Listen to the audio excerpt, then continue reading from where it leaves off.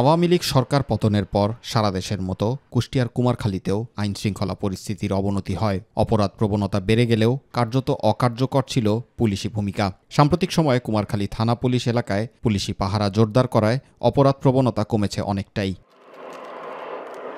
এলাকাবাসী ও পথচারীরা জানান, সরকার পতনের পর পুলিশ কর্মবিরতিতে যাওয়ায় তাদের মধ্যে ভয়ভীতি কাজ করত। বর্তমানে পুলিশ আগের মতো দায়িত্ব পালন করায় স্বাচ্ছন্দ্যে চলতে পারছেন তারা। এছাড়া সব ক্ষেত্রে পুলিশি সহযোগিতার প্রশংসার পাশাপাশি আইনশৃঙ্খলা পরিস্থিতির সামনে আরও উন্নত হবে বলে আশা প্রকাশ করেন তারা। আতঙ্ক খুব ভয়াবহ ছিল তখন, এখন বর্তমানে খুব ভালো।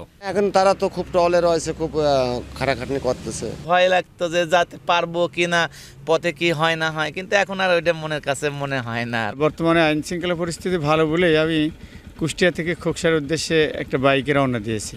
এখন অনেক ভালো আছে স্যার, স্যারেদের ব্যবহার, আচরণ সব দিক দিয়ে ইনশাল্লাহ স্যার আমরা খুব খুশি। টহল পুলিশ সদস্যরা জানান, আইন শৃঙ্খলা পরিস্থিতি স্বাভাবিক রাখতে থানা পুলিশ সার্বক্ষণিক কাজ করছে। সরকার পতনের পর জনগণ বিচ্ছিন্নভাবে আতঙ্কগ্রস্ত ছিল এবং সেটা অনেকটাই কাটিয়ে উঠতে সক্ষম হয়েছেন তারা। আমরা যখন টহলে নিয়োজিত থাকি, কোনো ধরনের দুষ্কৃতিকারী, চোর ডাকাত কখনোই কোনো জনগণকে ক্ষতি করতে পারবে না। 5ই আগস্ট অভ্যুত্থানের পরবর্তী অস্থিতিশীল আইনশৃঙ্খলা পরিস্থিতি স্বাভাবিক অবস্থায় ফিরিয়ে আনতে সর্বোচ্চ কার্যক্রম চালিয়েছে পুলিশ, দাবি করেছেন কুমারখালী থানার ভারপ্রাপ্ত কর্মকর্তা। চোর ডাকাত আটকে বিশেষ পদক্ষেপ হিসেবে নেওয়া হয়েছিল গ্রাম পাহারা ও রাত্রিকালীন পাহারাও। পুলিশের প্রতি যে মানুষের একটা নেগেটিভ ধারণা ছিল, তো আস্তে আস্তে আমরা সেই নেগেটিভ ধারণা থেকে একটা পজিটিভ ধারণায় নিয়ে আসতে পেরেছি।